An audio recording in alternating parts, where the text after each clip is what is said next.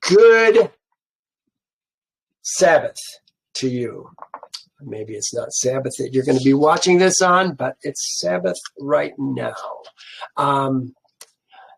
Thank you for joining me. This is Michael speaking. We're going to go through Numbers 19. And do you know that Numbers 19 is taking place in like the second year, third or fourth month after we came out of Egypt. And next week, chapter 20, if we go to that next week, we may just do Yasher next week. But in chapter 20, it's 32 years later. You wouldn't know it except for the fact that we have Yasher that kind of helps us with the timeline quite a bit. Anyway, I think you'll be interested to see how that works out next week. Last week, we talked about this. We talked about here it is here, the Levites' portion, the priests and the Levites' portion. They get first fruits, the priests do. There's tithes, there's different things. There's tithes of tithes that the Levites give the priests. But one of the things that we talked about that really shook my world is this verse 19. It talked about all the heave offerings, all the presents of the holy things which Israel's seed brings to Yehovah. I have given to you and your sons and your daughters, and you as an ordinance forever. You and your sons and daughters with you, and as an ordinance forever. It is a covenant of salt forever. That covenant of salt got me thinking. Because where are we going to start the priesthood? I think that we're not going to have a third temple until Yehovah returns. And the dead, Israel's dead, probably their women as well, but Israel's dead are going to be raised up again. And I say that based on what I saw, because of many places, but we talked about it. I made it the focus of last week. But just briefly, we went from here, covenant of salt, to chapter 13 of Chronicles, 2 Chronicles, where it says this: should you not know that Yehovah, Elohim of Israel, gave the dominion over Israel to David forever, to him and his sons by covenant of salt? Well, that got me thinking, because, we got this idea that Jesus is going to return. It's a lie, you guys. It's a lie. Yehovah is going to return. We see that in Psalms 50. Here it is right here. Look at this. Psalms 50, verse 5.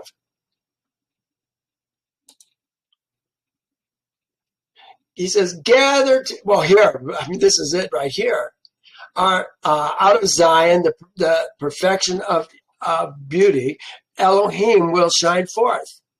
Our Elohim shall come. Our Elohim shall come. Not Jesus.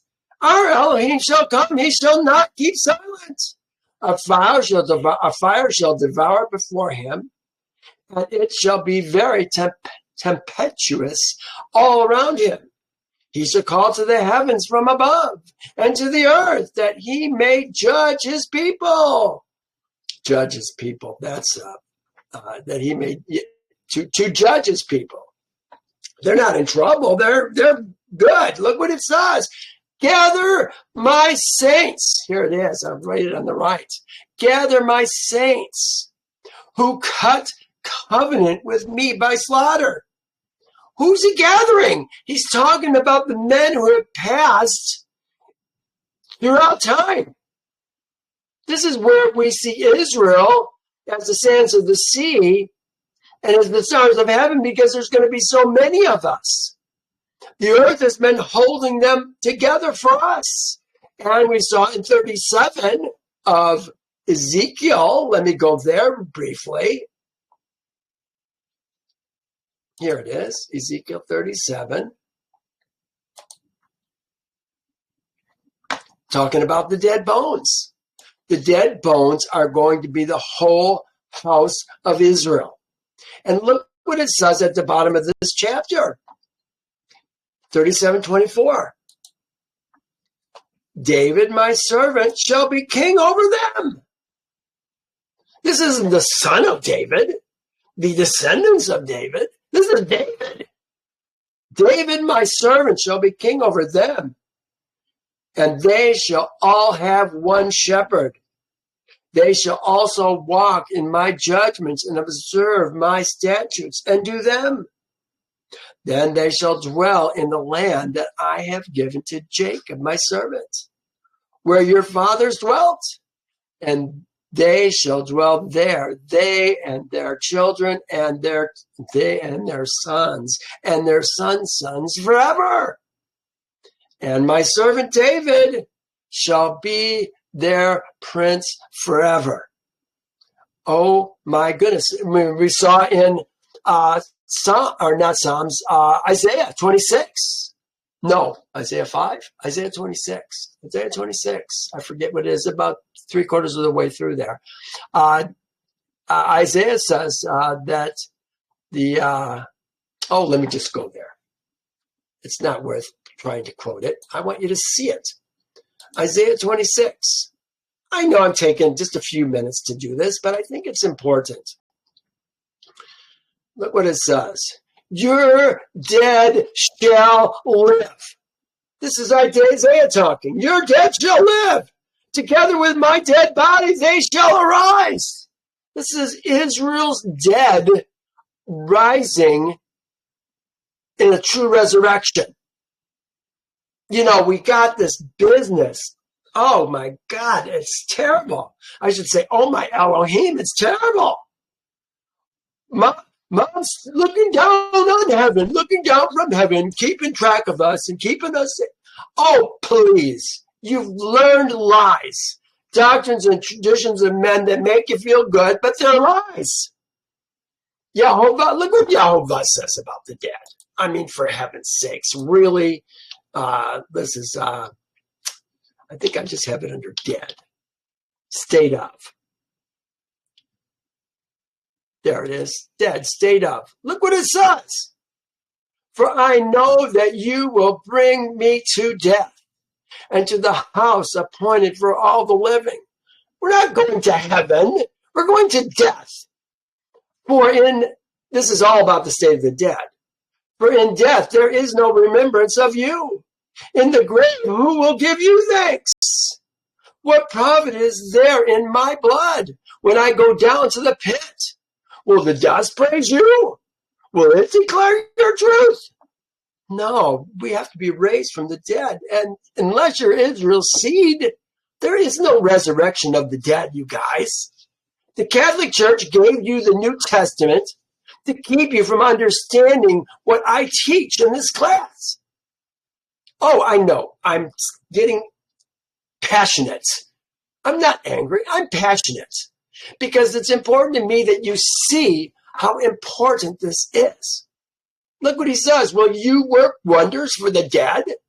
Shall the dead arise and praise you? Shall your loving kindness be declared in the grave, or your faithfulness in the place of destruction? Shall your wonders be known in the dark, and your righteousness in the land of forgetfulness? Well, this goes on and on and on and on about the state of the dead. But we're talking about the dead being revived. Isaiah 26, that's the one I was just talking to you about. Psalms 50, I just mentioned it. All these are so very important. And there's a bunch of them that have this. And then seeing this thing about David and the priests, they're going to be getting the presence from Israel's seed forever. Yeah, there's a short Interruption isn't there because we don't have a temple right now.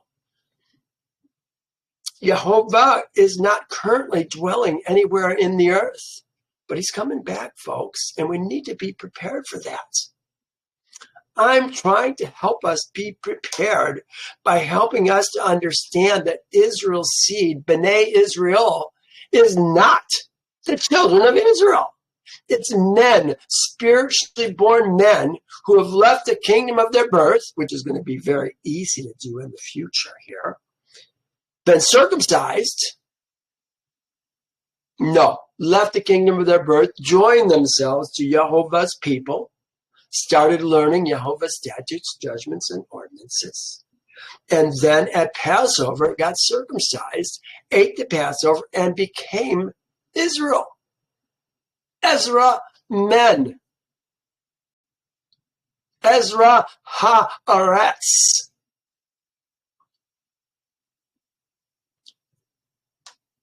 It's about the seed and the land.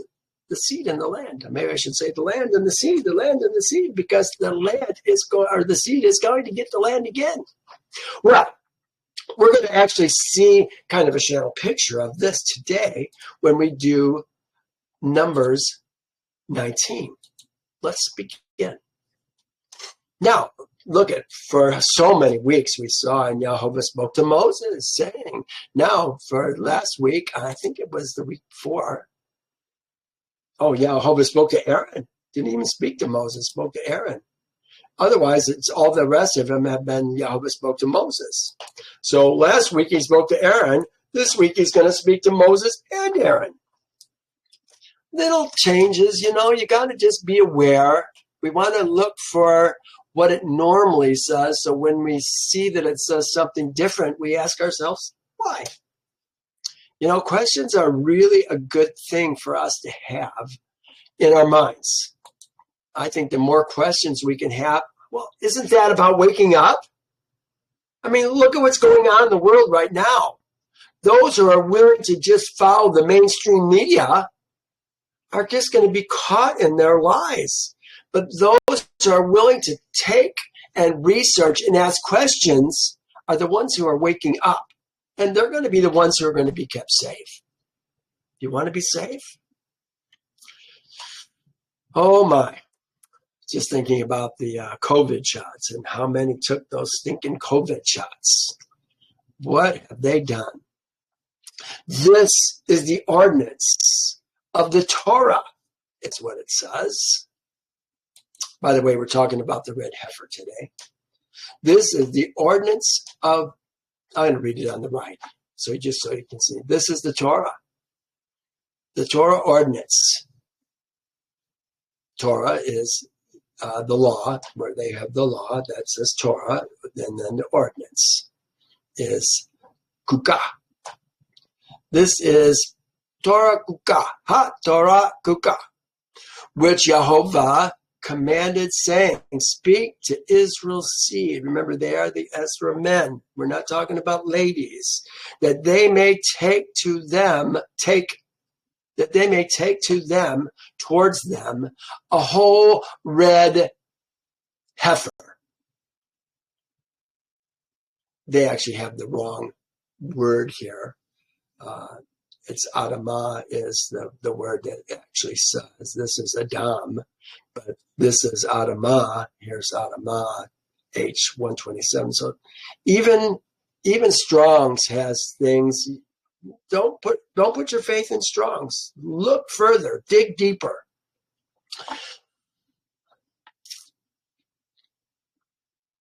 A whole red heifer with no blemishes, tamim. Here it is. Nope. Here it's whole is tamim. But then it says with no mum, no blemishes. When we see tamim, we tend to think that I think whole and alive. I like to think of it as being whole and alive. But this one goes even beyond that, and it says no blemishes. What is a blemish? They call it a defect here. And a defect, that's probably a pretty good translation, which on which a yoke has never come. Here it is, which has never had a yoke, is how they said it. Defect. This whole business about a mum, that is defect. No defect. And we saw this in Leviticus 21 when we were talking about the priests. Let me read this to you. It's very short. Speak to Aaron. I'm reading on the right. Speak to Aaron. No man from thy seed, talking about Aaron, priests, no man from thy seed, Zerah, in succeeding generations, who has in him a mum. A mum. We're going to talk about what's a mum. Here it is. It's defined for us. May not approach to bring the bread of his Elohim. For any man who has the bread of Elohim, that's the food, that's what goes on the fire, the sweet aroma to Yehovah. It's not actual bread. For any man who has a defect, a mum shall not approach. A man, now here they describe it, a man blind or lame, who has a marred face or a limb too long, a man who has a broken foot or a broken hand, or a hunchback or a dwarf, or a man who has a defect in his eye, or eczema or scurf, or is a eunuch. All these are to prevent a man from the Aaronic priesthood from actually serving before Yehovah, because they have a mum. And so this gives us an idea of what we're looking for in this red heifer.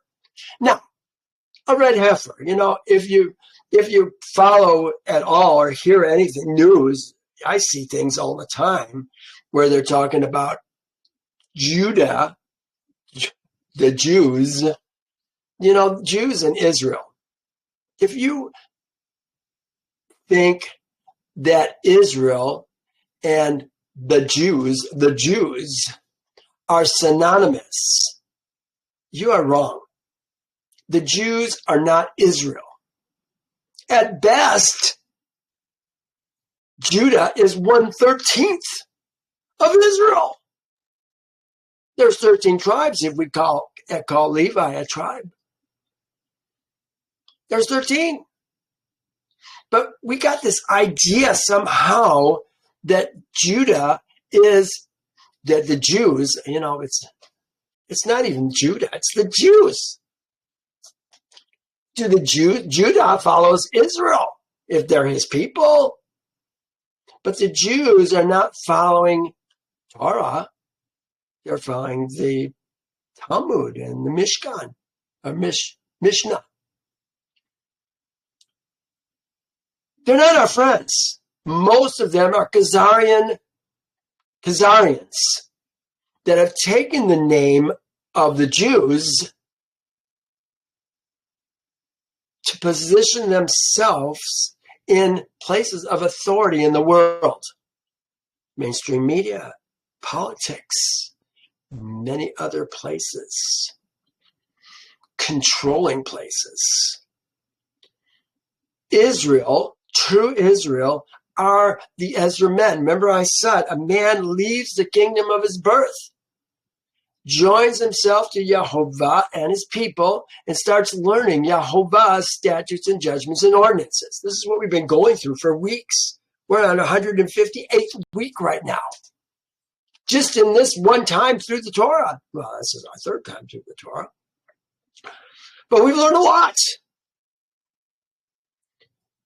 But once he joins himself to Yehovah, circumcises himself, keeps the Passover, then he becomes an Ezra man.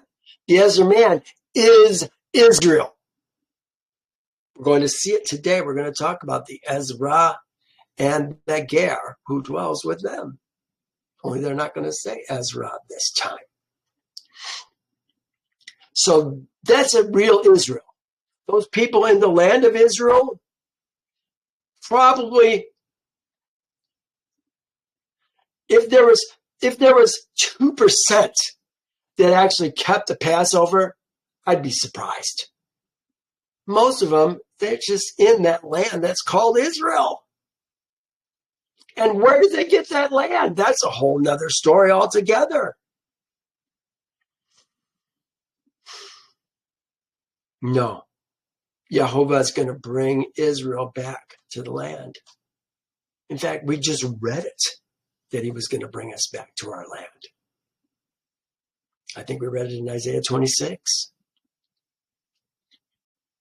Well, so, boom. Talked about the red heifer, talked about Judaism, kind of going backwards to get back to where I was. I see red heifers that Israel is, or that Judah, Jews, the Jews, the Jews in Judah, are they the same? I don't think so. We got to learn more. But there's a group of people that are looking for red heifers, raising red heifers. And they've got more than one. And they haven't had yolks. They're, for the most part, in perfect condition. They would likely be acceptable for what we need here, for what we're doing today. Not a big deal. They're not hard to find. It can be done. So, like I say, they haven't had yolks attached to them. They're whole. They've got no moons. He goes on. Verse 3. You shall give it to Eleazar. Remember, Eleazar is the current eldest son after Nadab and Abihu died. He is the third born son, but he's the current eldest living son of Aaron. Ithamar is the other one, but this is Eleazar who's going to take care of this. Eleazar is kind of the person who's in charge of we saw it a few weeks ago, of the tribe. Where was that tribe? I can come up with it really fast. Kohath. I don't even need to do it. There it is right there. Kohath. He's in charge of that tribe. His brother Ithamar is in charge of the other two Levite tribes, or clans, I guess maybe that would be a better said. Eleazar, the priest, shall take some of its blood. Verse 3. You shall give it to Eleazar, the priest, that he may take it outside the camp, and it shall be slaughtered before him. Obviously, it shall be slaughtered before him means he's not doing the slaughtering, but he's going to watch it be done. Today, I've been using ChatGPT to design my artwork for my videos these days. It's really fun. I'm going to ask for one with a red heifer in front of a campfire, because of what's going on right here. You shall give it to Eleazar. You shall take it outside the camp, and it shall be slaughtered. It says slaughtered. Normally when you read slaughtered, you would think shakat. But this is not shakat because we're not going to eat it. Oh, this is shakat. No, shakat is the one we don't eat. What's the one we do eat, you guys? Do you remember right offhand? When they use that word, we know that we're going to be eating it. This is not that word. This is just being killed. It's going to be killed outside the camp. But no one eats this animal. Look what happens. And Eleazar, the priest, shall take some of its blood after they slaughter it. He's probably going to get a bowl of some sort and capture some of the blood. With his finger, and blood with his finger, and sprinkle some of the blood 7 times directly in front of the tabernacle of meeting.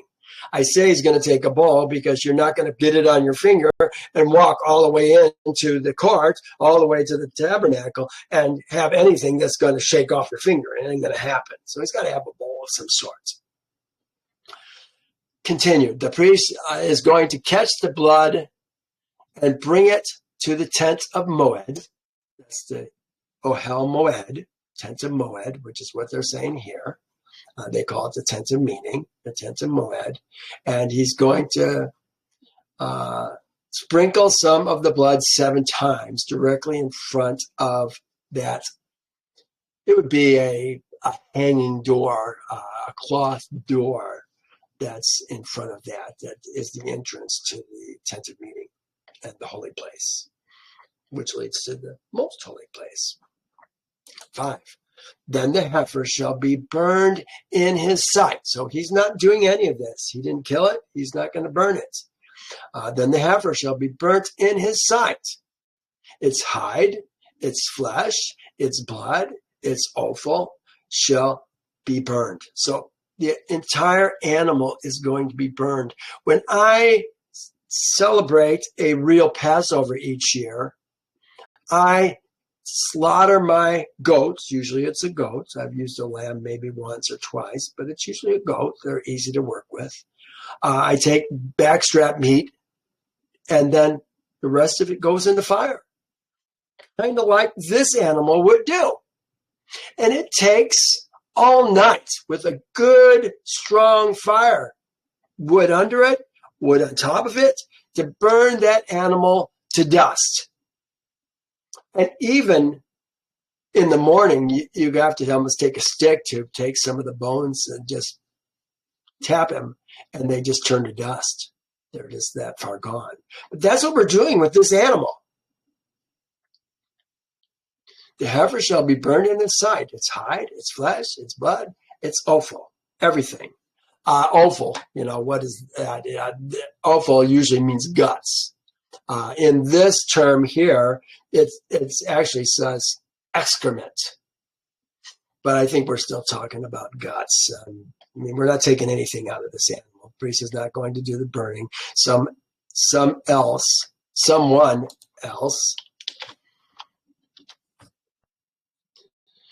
a man, is all of the heifer is going to be burned in his sight. Yeah, it's all going to be burned. The entirety of this blemish-free heifer is burned up. But look what happens while they're doing it. It says, and the priest, so this is Eleazar, shall take cedar wood and hyssop and scarlet. Now, hyssop is what I use to catch the blood when I slaughter the Passover goat and bring it to my house and use hyssop to put it on the doorpost. So there's hyssop being used there. I don't use anything with scarlet or anything with cedar, but we use the hyssop. So I look for similarities. Take cedar wood and hyssop and scarlet and cast it into the midst of the fire, burning the heifer. So we're just throwing in more things to burn. Now, I always have to ask myself, why? Cedar wood, scarlet, hyssop. We've seen that combination of things be used before. Look here in the cleansing of a leper. I'm going to start at verse 14. Then the priest shall command to take for him who is to be clean 2 living clean birds. Cedar wood, scarlet, and hyssop. Scarlet has 2 words attached to it, but they just translate it as scarlet. Here's the words, just so you know. The first one is shani. It says crimson, properly the insect of its color. Also stuff dyed with it. So it's something like a scarlet thread or a scarlet shirt or a scarlet sash or something scarlet. The second word that they use, and this is the word that they're using in the chapter or the verse that we're looking at this very moment, same exact words, is tolela.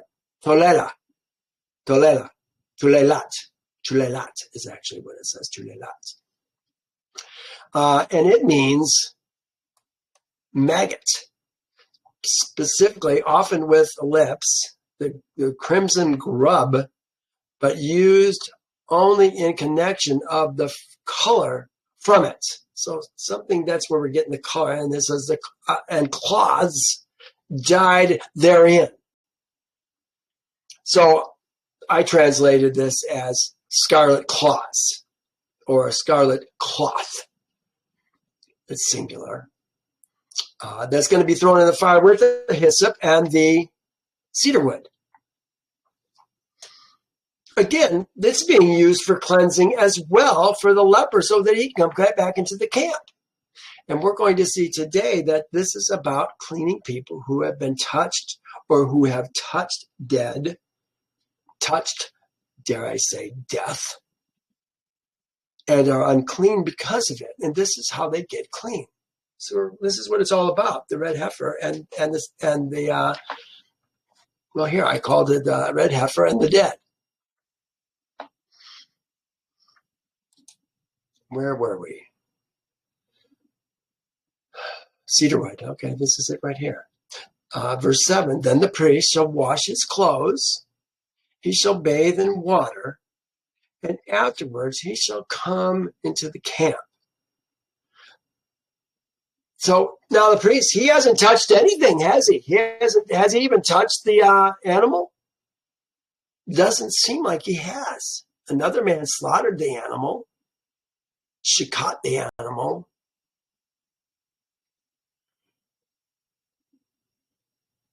And burned the animal. Only thing he did was throw the cedar, the hyssop, and the scarlet on the fire.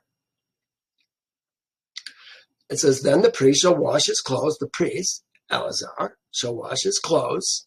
He shall bathe in water, and afterwards he shall come to the camp.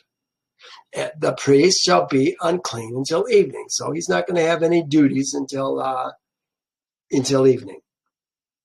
And the one who burns it shall wash his clothes in water, bathe in water. That's a little redundant. I guess no, he's washing his clothes in water, bathing in water, and shall be unclean until evening. Kind of the same deal.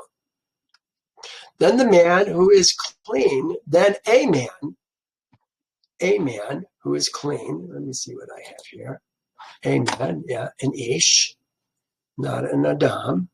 A man. So this clearly is a man. This is not a woman. There are no women doing these kinds of things. Then a man who is clean, tehar, shall gather, I'm going to read it on the right here, shall gather up the heifer's ashes and lay them without the camp. They're going to stay outside the camp in a clean place. What did they say? They said, and store them outside the camp in a clean place. Obviously, it's probably going to be a dry place also, but there must be some kind of container or some kind of building that they put up. I'm not sure what exactly how that's being used, but you got to keep those ashes dry. They're very important ashes. Without the camp in a clean place. And it shall be kept for the assembly of Israel's seed, the Adah. They said congregation. Again, the word is Adah. We see it all the time. Sometimes they say, and call the congregation together. Well, the congregation is Israel's seed. They are the Ezra men. There's not ladies that are coming there. They're not part of the congregation.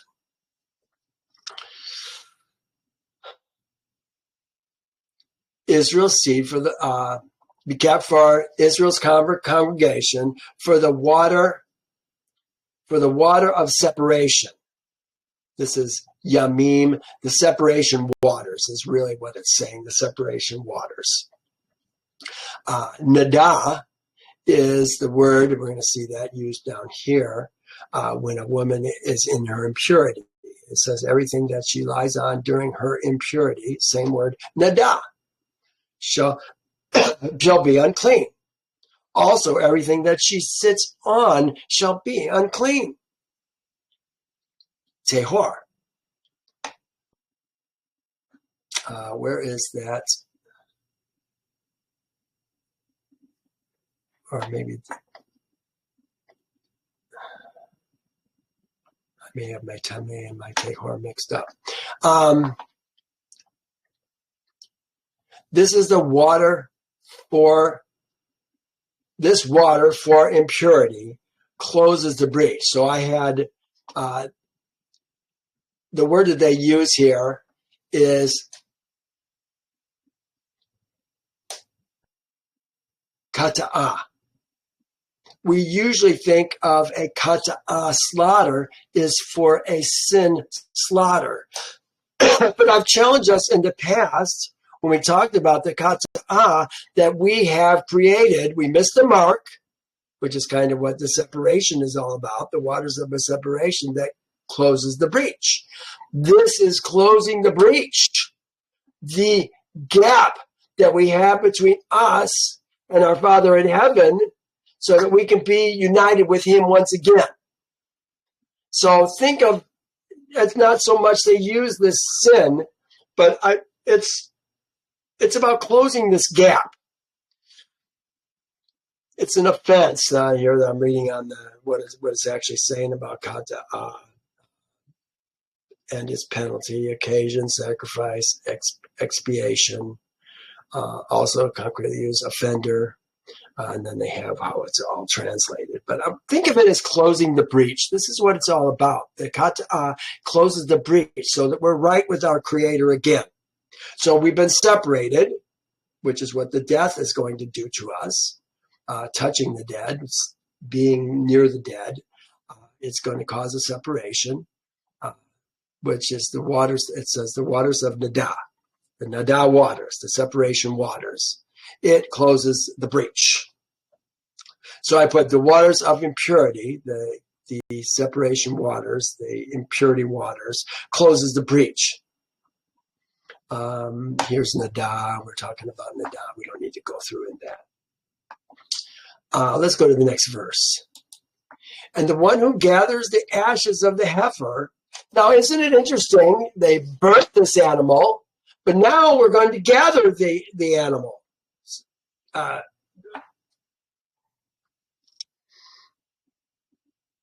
The man who burns it shall wash his clothes, bathe, and be unclean until evening.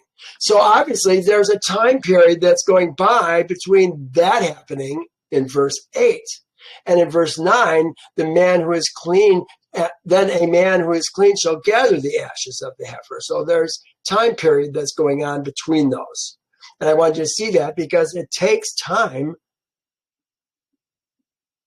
for the animal to be completely burned up. Now, remember I said there's a lot of wood that is required to burn this animal up. So we're not only going to have the animal ashes, we're going to have the wood ashes that actually burned up the animal in that same pile.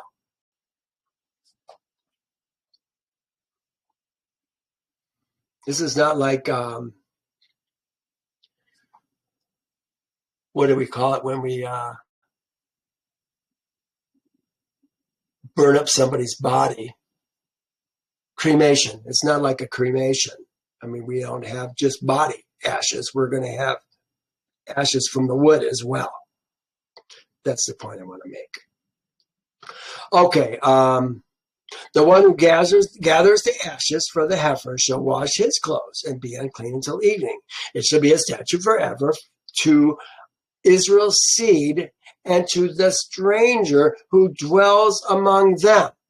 Now, isn't this interesting? This says Israel's seed and the stranger who dwells with them. Oftentimes, it says the Ezra. I put often this is written as the Ezra and the Ger who dwell with them. For instance, this verse right here. Oh, and I didn't even put where that verse was coming from. Oh no, this is the verse that we're at right now. But I could find one very quickly if I went to 18, 19, 20. We'll see that over and over, the Ezra and the Ger who dwells with them. So my point is right here. As I always say, B'nai Israel is Israel's seed. That's how I always read it, as Israel's seed. Are the Ezra. They are the Ezra. Israel's seed, what you read as the children of Israel, are the Ezra. And they have Ger who dwell with them. And he that gathereth the ashes of the red heifer shall wash his clothes and be unclean until evening. And it shall be for Israel's seed and unto the Ger that soldiers with them for a statute forever. So the Ger are also going to have to be clean, even though they're not Israel yet. Verse 11. Now we're going to talk about why did we create these ashes? He who touches the dead. They say a dead body. I think you could almost say he who touches death. Death. And I'll say that because of what we're going to read here in verse 16 when we get down there. He who touches the dead body of anyone who is unclean, of anyone, shall be unclean 7 days. Now, think about today. Have we ever touched anybody who is dead? I don't know that I have. I know I've been in a room because I remember my grandfather, my grandmother were laid out in a place where we could view them. And many, many cultures around the United States still do that. It's like being in a tent. We're going to talk about that in the next couple verses, if not the next verse. So in a sense, we are all unclean. We're all unclean. We don't have a way to get clean right now. We don't have a priesthood. We don't have the ashes. We are in a state of uncleanliness. And probably, like myself, have been my entire life in that sense. Unclean 7 days. Yeah. If you don't remember, well, we're going to find out what happens if you don't get clean. He shall purify himself, verse 12, with the water. This the special water that they're doing. He shall purify himself with the water on the 3rd day and the 7th day. Now, we haven't even talked about the water yet, but it's coming. Then he shall be clean. But if he does not purify himself on the 3rd day and on the 7th day, he will not be clean. He will not be clean.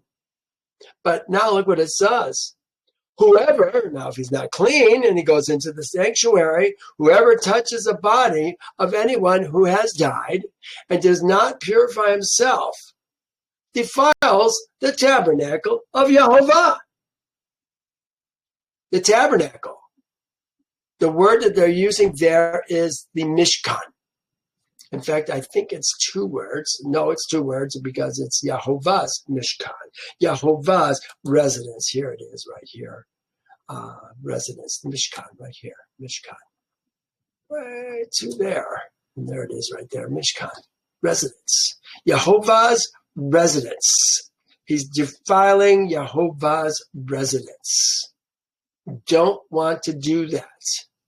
That person shall be cut off from Israel. He's going to not be a part of Israel anymore. If he's touched the dead, been in the presence of someone who's dead, killed somebody, it's a case of war, and hasn't been cleansed, but then goes to the tabernacle. That person shall be cut off from Israel. He shall be unclean because the purification waters, the separation waters, was not sprinkled on his uncleanliness. It's not sprinkled on him. His uncleanliness is still on him. Notice it said sprinkled. It's going to be sprinkled. We haven't really talked about how the water is put together yet, have we? I don't think we have.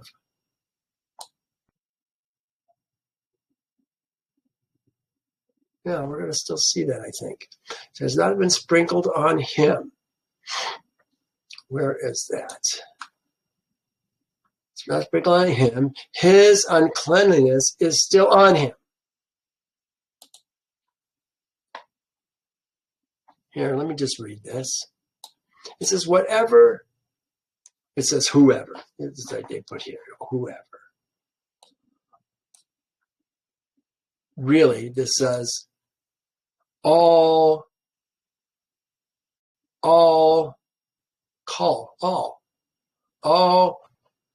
who, I guess you could put who, it's got to be somebody because we're talking about people, all who touch the dead, all who touch the dead. I think we're primarily talking about a man, and I say that because of verse 20. But a woman can, I put, a woman cannot defile the Mishkan. She can't go into the Mishkan. So she can't defile the Mishkan. Now, can she still be unclean? Yes, I think she can. And I think she would have to be unclean just like the men would have to be unclean. But she doesn't go into the tabernacle, so she's not going to defile Yehovah's Mishkan, his residence, the place where he dwells. Keep in mind that we are not being cut off from Israel because we are unclean. We are being cut off because we are defiling, what's the word they use there? Tameh. Defiling Yehovah's residence. Now, this is where I was just talking. We have no way to make the water without a priest, and no way to anoint and sanctify a priesthood. That's why Yehovah is going to bring back the priesthood when he returns. I put bummer, sigh, and cry. We are in a state of perpetual uncleanliness. Moses, as Yehovah Shalach, his sent one, anointed Aaron and his sons as priests. Moses was Yehovah's agent, acting on his behalf. So Aaron and his sons were really anointed by Yehovah to serve him. Yehovah is acting on his behalf. It's like Yehovah did it. So he, Aaron, shall be your spokesman to the people, and he himself shall be as a mouth to you, Moses, and you shall be to him as Elohim, kind of showing that the relationship between Moses and Aaron. We will have priests. We will not have priests until Yehovah returns. I said Yehovah returns. And the priests and all Israel's seed are raised from the dead. Now, that's when we're going to have priests again. Let me go back.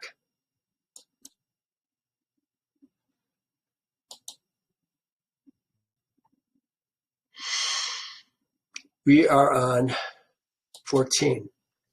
This is the law when a man dies in a tent. Now here they said an Adam dies in the tent.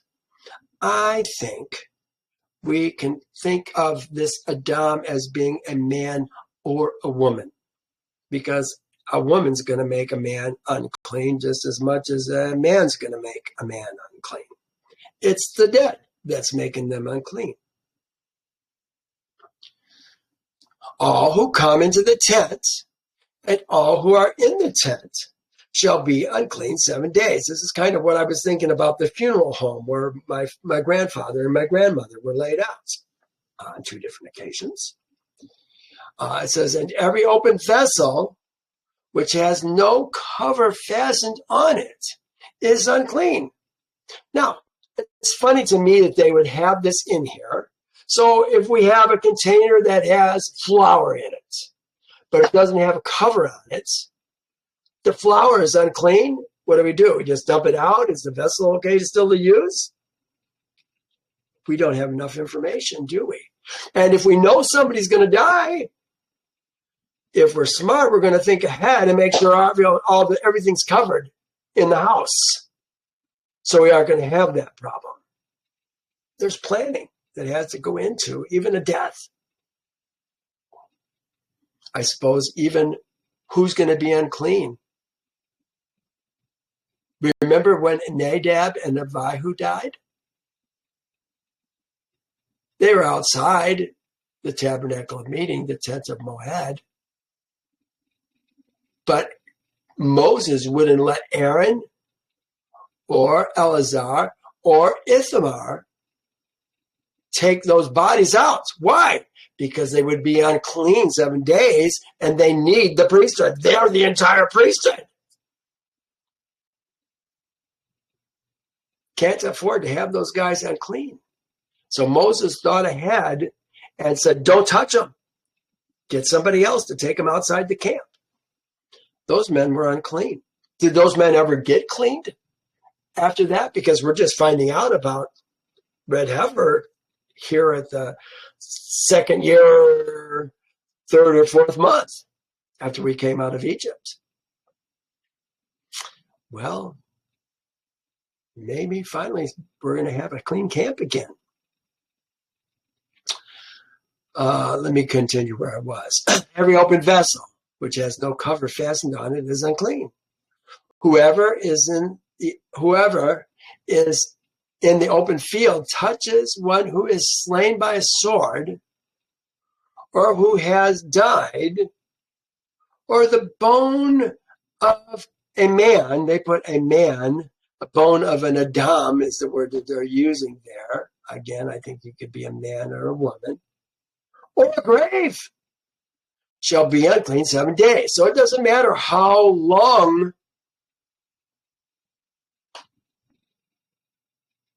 the dead has died, how long ago the dead person has died, they're still going to be unclean if you touch their bones. I remember there's a verse somewhere, I forget where it is, must be Ezekiel maybe, I don't know, where they're talking about spending days cleaning up the earth and making sure all the dead bones are buried. There's a reason why they're doing that. Makes me think, I wouldn't want to be an archaeologist looking for dead bones. Again, you're going to be unclean, touching a dead bone. 19.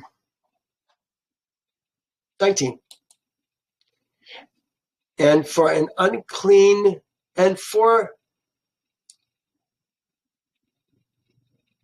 uncleanliness, they shall take some of the cremation ashes. Well, here's what we're going to do with those cremation ashes.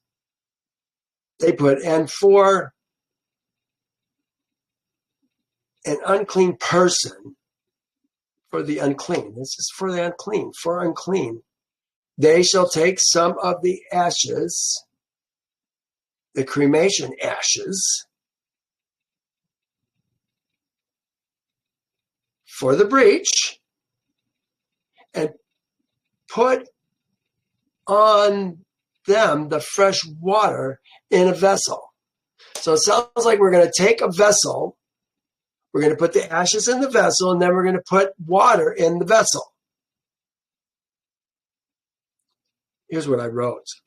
A clean male who has to go get the ashes, a clean male who has to go get the ashes and take a vessel with him. The fresh water is then added to that vessel, and it is the water which is used on the third day and the seventh day that they're going to sprinkle the man with. So we're not necessarily going to pour it on the guy. We're going to sprinkle him with it, it sounds like. Again, we're going to get better clarification when Yehovah comes back, and we're starting this our kingdom again, because there are a lot of people are going to have to learn these things. Again, it says a clean person, a clean ish. There it is, ish, a man. They said person. Now, why do they say person? Why do they make it the same as this one?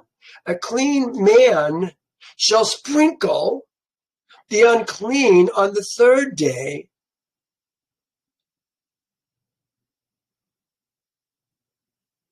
Oh, that's clean man, a clean man, a clean person, clean man, I guess I'm here now, clean man, shall take hyssop. So here we're using hyssop again. Dip it in the water, sprinkle it on the tent, on the vessels. Oh, there's how you get your vessels cleaned again. On the persons who were there, on the one who touched a bone, the slain, the dead, or a grave. Oh, interesting. Sprinkle the water. The clean person, the clean, what do they say now? The clean, they didn't even say person, they just add that word. The tehor, the clean, shall sprinkle upon the tameh, ha-tameh, on the third day and on the seventh day. The unclean, on the third day and on the seventh day. And on the seventh day he shall purify himself. He shall wash his clothes, bathe in water, and at evening he shall be clean. So we're good to go. You can go back into the temple. Verse 20. But, look what it says. Again, a man, an ish. This is why in verse 20, I said I think it's probably a man, primarily a man, because the man who is going to be the one who defiles the temple. So now it says, but the man who is unclean, tameh, and does not purify himself, that soul shall be cut off from among the Adah, Israel, because he defiled the sanctuary of Yehovah. What is the sanctuary of Yehovah? That is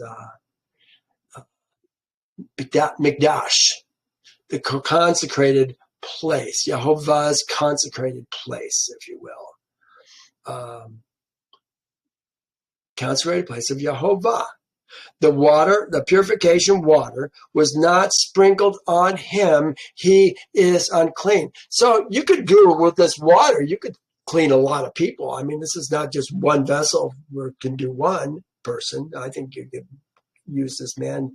He went to war. You got a vessel, get a big vessel. You got a guy that's going to sprinkle everybody on the third day and the seventh day. There are going to be a time where we're going to see that happen. I think it's going to be even in this chapter. Where was I here? The water has not been sprinkled on him. He is unclean. It shall be a perpetual statute for them. He has sprinkled the water of purification. He who sprinkled the water of purification shall wash his clothes, and he who touches the water of purification shall be unclean until evening. So even if you just touch the water of purification, you're the one doing the sprinkling, you're going to be unclean until evening. Now, this last verse, it says, whatever the unclean person touches, or person touches. I think this is a really poor translation. Here's how I read it. This may be, I'm saying this, I think what it is. All who the unclean touches shall be unclean. Makes sense. And the soul that touches him or her shall be unclean until evening. So you don't have to use, if you touch somebody who's unclean, that's not going to contaminate you in a sense. You're going to be unclean because you touched them, but you don't need to go through any purification waters of sanctification, waters of purification. You're just going to need to be unclean until evening. You probably have to wash and be unclean until evening. They just say, shall be unclean until evening. The way they have it, it says, whatever the unclean person touches shall be unclean. It makes it sound like it's a thing. and not a person. And the person who touches it shall be unclean until evening. I just think it's really an awkward translation that the New King James has done. When I read the Hebrew, this is what it appears to say: all who the unclean touches shall be unclean. That makes sense. And the soul who touches him or her shall be unclean until evening. Yeah, that makes perfect sense to me. There's nothing more involved with that. Because of how they translated in New King James, it's difficult. Well, we're going to stop here. I was going to go through a small portion of Yasher today, but it's only it's hardly 20 verses. I think next week we're going to begin our class, because look what's going to happen next week. It says in Israel's seed, the whole congregation, the whole assembly came into the wilderness of Zin in the first month. First month. That doesn't tell us much. Which year? And the people stayed in Kadesh. And Miriam died there and was buried there. That's how this verse starts. It doesn't give us much of a timeline, except we got the first month. So we were just in the second year, so now is this the first month of the third year? Well, see, this is where Yasher comes in so handy, because look what Yasher says. So the whole congregation came to the wilderness of Sin, as they called it Zin here, in the first month of the 40th year from their departure of Egypt. Between 19, the last verse we just read, and this verse, 38 years has gone by. What has happened during that last 38 years?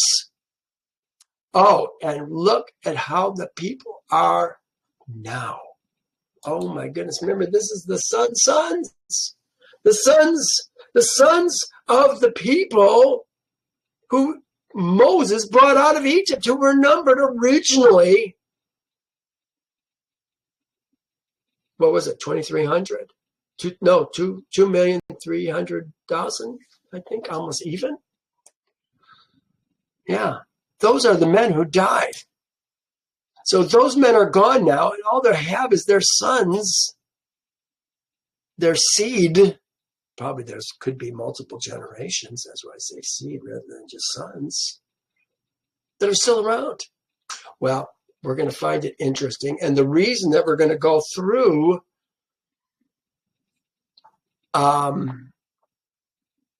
Yasher next week is so we can see what has been going on for all those many years. Pretty interesting. Well, I hope you'll come back. Please, if you're watching me on YouTube, you're watching me on Rumble, please give me a thumbs up or whatever the positive thing is for it. It's just, at least I know people are reading it, they're seeing it, and it helps in the standings. Not that I have any standings really to speak of at this point. There's very few people like you who will take the time to listen to what Yehovah's word actually says and care. So many believe it's passed away. It's not worthwhile anymore. But folks, this is where we're going back to. The old ways, the old paths. I'm excited to have them come back. Well, we'll see you all next time. Thank you for joining me today. Yehovah bless you.